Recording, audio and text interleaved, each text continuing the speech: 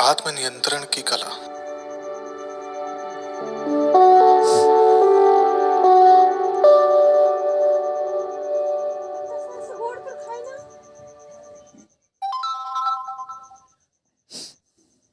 प्राचीन भारत में एक बड़ा जिज्ञासु और तीव्र बुद्धि वाला बालक हुआ था।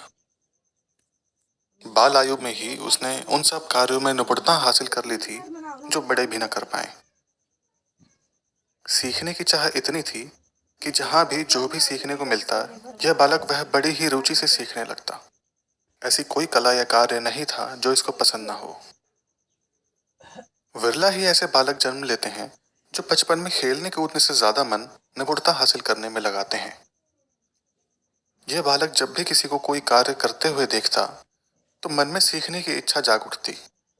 7 वर्ष की आयु में ही उसने तीर बनाना, बांसुरी बनाना, मकान बनाना और नाव बनाना सीख लिया था। वह अनेकों गुरुओं का सर्वश्रेष्ठ विद्यार्थी होने के साथ साथ सबका चहेता भी था।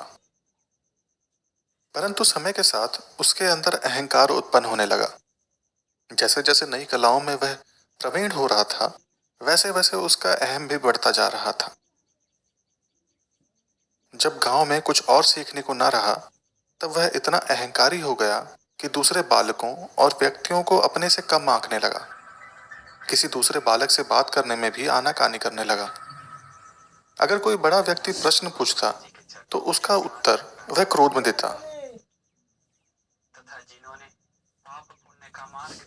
कुछ माह पश्चात महात्मा बुद्ध का उस बालक के गांव से गुजरना हुआ। गांव वालों ने उनका आदर सत्कार से स्वागत किया, साथ ही बालक की प्रतिभा और हाल ही में उत्पन्न हुए अहम के बारे में बताया। गौतम बुद्ध बालक की निपुणता और कलाओं के बारे में सुनकर अति प्रसन्न हुए। उन्हें लगा कि अगर इस बालक के अहंकार को खत्म नहीं किया गया तो एक प्रतिभाशाली बालक अंधकार में चला जाएगा। अगली सुबह महात्मा बुद्ध बालक के घर भिक्षा लेने के बहाने गए। बालक द्वार पर ही मिल गया। उसने गौतम बुद्ध की तरफ अचंभे से देखा और पूछा, आप कौन हैं? गौतम बुद्ध ने बड़े शांत स्वरों में कहा, मैं अपने मन और शरीर को नियंत्रण में रखने वाला भिक्षु हूं। बालक को थोड़ा आश्चर्य हुआ। उसे गौतम बुद्ध की यह बात तनिक भी समझ नहीं आई। उसने आगे पूछा, मैं कुछ समझा नहीं, आपके कहने का अभिप्राय क्या है? महात्मा बुद्ध मन ही मन समझ चुके थे कि बालक अब उनकी बातों में रुचि ले रहा है। उन्होंने उत्तर दिया, जैसे एक नाविक नाव चलाता है, एक तीरंदाज तीर चलाता है और एक गायक गाना गाता है, ठीक उसी प्रकार से एक ज्ञानी अपने चंचल मन को अपने नियंत्रण में रखता है। बालक बोला, इस विषय में थोड़ा और मुझे बताइए।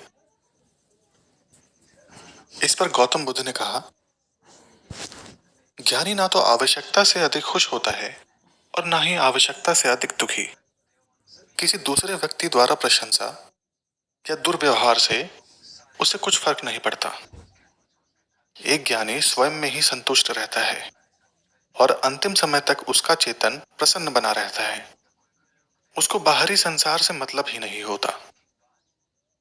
अब बालक की आंखें खुल चुकी थी। उसका अहंकार खत्म हो चुका था। उसने गौतम बुद्ध को प्रणाम किया और कहा, आपने आज मुझे वह ज्ञान दे दिया है जिसके मिलने के बाद मुझे किसी और ज्ञान की आवश्यकता ही नहीं है।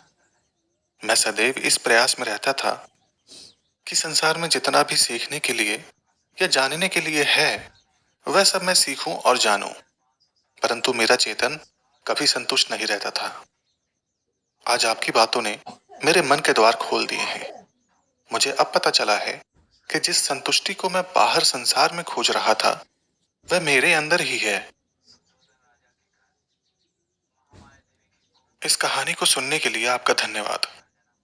उम्मीद है आपको यह पसंद आई होगी।